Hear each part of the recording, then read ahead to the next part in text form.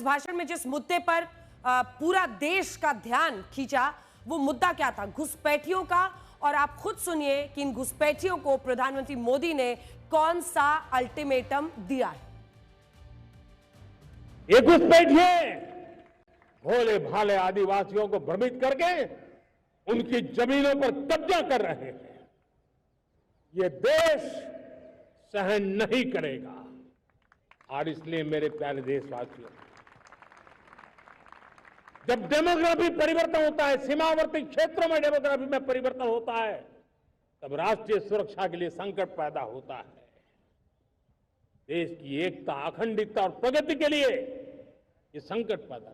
और इसलिए मैं आज लाल किले की प्राचीर से कहना चाहता हूं, हमने एक हाई पावर्ड डेमोग्राफी मिशन शुरू करने का निर्णय किया है। ये मिशन, इस मिशन के द्वारा ये जो भीषण संकट नजर आ रहा है, भारत पे मंडरा रहा है जो संकट है, उसको निपटाने के लिए तय समय में सुविचारित सुनिश्चित रूप से अपने कार्य को करेगा। उस दिशा में हम आगे बढ़ रहे हैं। तो प्रधानमंत्री नरेंद्र मोदी ने घुसपैठियों के खिलाफ जिस मिशन का ऐलान किया है उसका नाम है हाई पावर्ड डेमोग्राफी मिशन। प्रधानमंत्री ने कहा जा रहा है कि इस मिशन के तहत सीमावर्ती इलाकों, आदिवासी क्षेत्रों और भारत के अलग अलग हिस्सों में घुसपैठियों की पहले पहचान की जाएगी और फिर बाद में उन्हें या तो उनके देश में भेज दिया जाएगा या उन्हें गिरफ्तार करके अलग जगह पर रखा जाएगा। मैं आपको बड़ी स्क्रीन पर कुछ आंकड़े दिखाना चाहती हूं।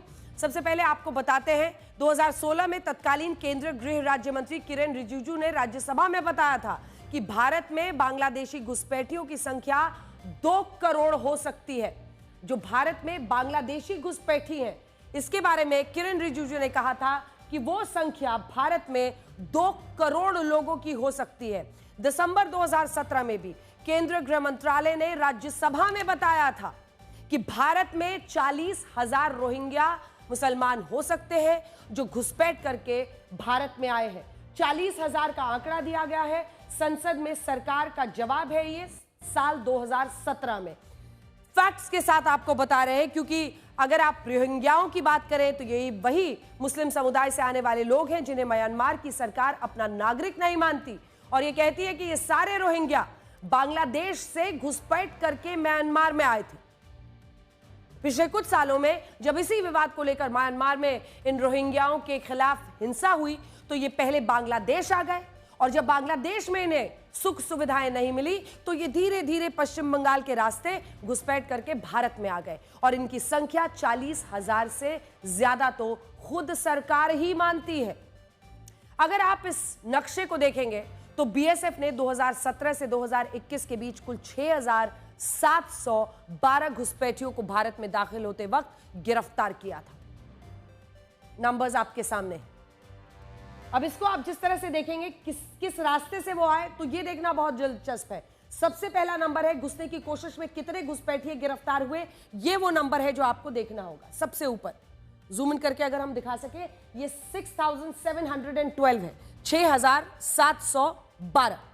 अब आ जाइए कि पाकिस्तान बॉर्डर से 268, बांग्लादेश बॉर्डर से 6,444 और फिर किस रास्ते से कितने आए तो इसमें हमने आपके लिए पूरा सामने रख दिया है। पश्चिम बंगाल के जरिए 5,381, त्रिपुरा से 558, मेघालय से 248, असम से 214 और मिजोरम के रास्ते 43 आए हुए थे। तो कुल मिलाकर कौन कौन से राज्यों से ये घुसपैठ हो रही है हमने आपको बता दें। सबसे बड़ी बात क्या है? सबसे बड़ी बात बीएसएफ ने ये बताई थी कि 80% घुसपैठ अकेले पश्चिम बंगाल से हुई, जिसमें दक्षिणी बॉर्डर और उत्तरी बॉर्डर से बांग्लादेशी घुसपैठी भारत में आ जाते हैं और यहां भारत के नागरिक बनकर आपके हमारे संसाधनों को हमसे आपसे चुराने लगते हैं। तो बांग्लादेश से अगर बॉर्डर से सबसे ज्यादा 6,444 आते हैं तो वो आकर फिर अलग अलग जगहों पर बस आते हैं और जो हमारे संसाधन है वो उसका इस्तेमाल करते हैं।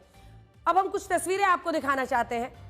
जुलाई 2025 की तस्वीर, गुरुग्राम पुलिस ने 10 बांग्लादेशियों को पकड़ा था। फिर जनवरी 2025 में केरल में 27 बांग्लादेशी घुसपैठिए गिरफ्तार हुए। तो अलग अलग वक्त पर जितने लोगों को गिरफ्तार किया गया है वो भी हम आपको दिखा रहे हैं। 28 साल की बांग्लादेशी महिला गिरफ्तार हुई दिसंबर 2024 में।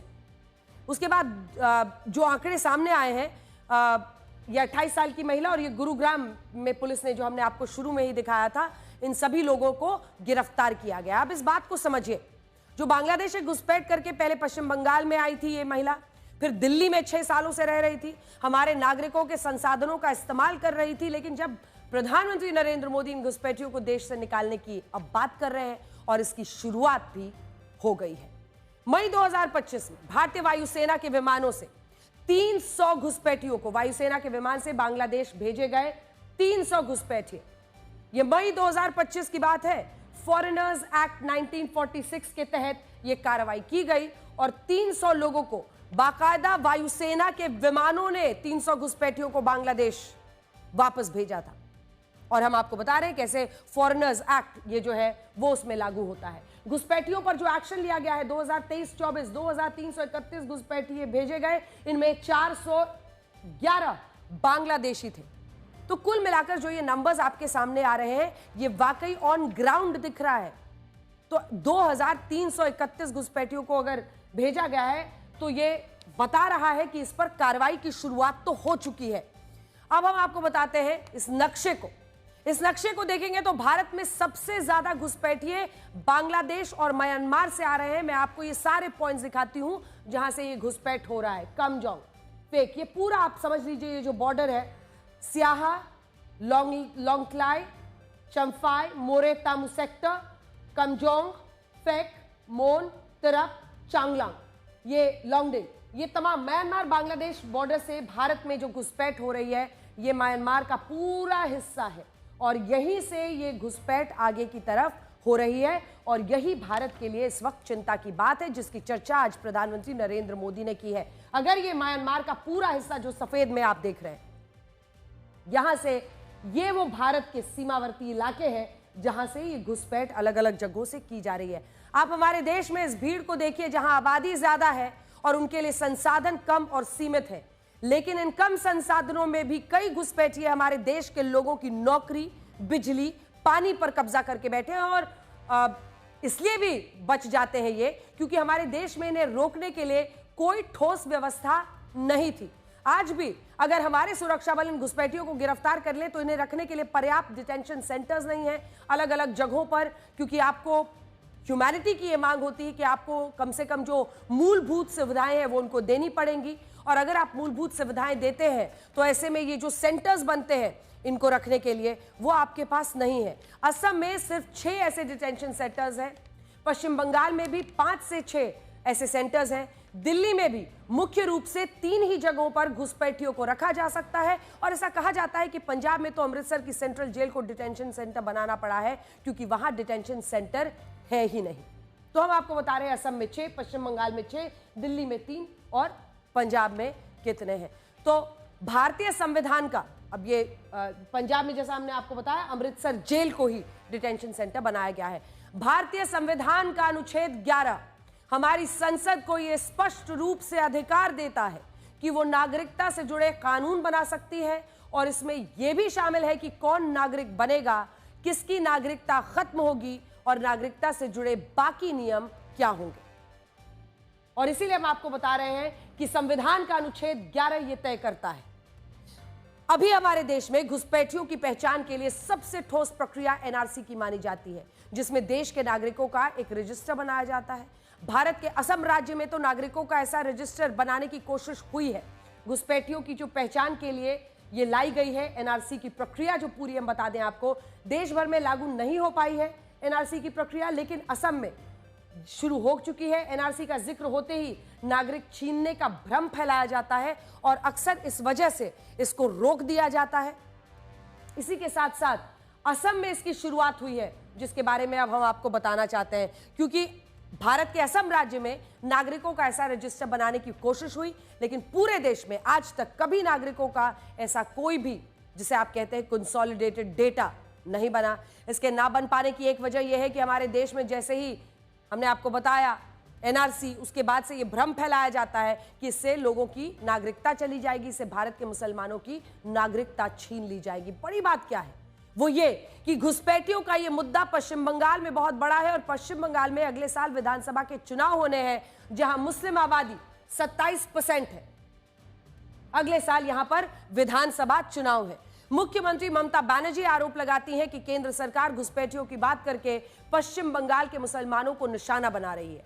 लेकिन एक ऐसा भी जमाना था जब ममता बनर्जी संसद में, और ये मेरे हाथ में है, संसद में पश्चिम बंगाल के घुसपैठियों पर कार्रवाई की मांग करती थी। मैं आपको पढ़कर बताती हूं, ये लोकसभा की डिबेट का हिस्सा है। लोकसभा की डिबेट का हिस्सा है। 4 अगस्त 2005, बात लगभग 20 साल पुरानी है। उन्होंने साफ साफ लिखा है, द इन्फिल्ट्रेशन इनटू, कहा है संसद में, the infiltration into Bengal has become a disaster now. यानी जो घुसपैठ बंगाल में हो रहा है वो घुसपैठ, उनका कहना है कि वो बिल्कुल गलत है और अब वो एक डिजास्टर यानी एक खतरनाक रूप अख्तियार कर चुका है। इसी के साथ you can see the Bangladeshis as well as the Indian names in the voter list, ये खुद बता रही हैं। उन्होंने खुद कहा था 2005 में कि वोटर लिस्ट में भारतीय और बांग्लादेशी दोनों नाम हैं। जो हाईलाइटेड पार्ट है उसमें आपको दिख रहा होगा, इसमें उन्होंने साफ साफ कहा है कि इसमें भारतीय नाम भी है और इसमें बांग्लादेशी नाम भी है। और उन्होंने कहा है, I have both Bangladeshi and Indian voter, मेरे पास दोनों लिस्ट है, भारतीय वोटर्स की भी और बांग्लादेशी वोटर्स की भी। ये एक बहुत सीरियस मैटर है। ये ममता बनर्जी ने अगस्त 4, 2005 लोकसभा में बात कही थी।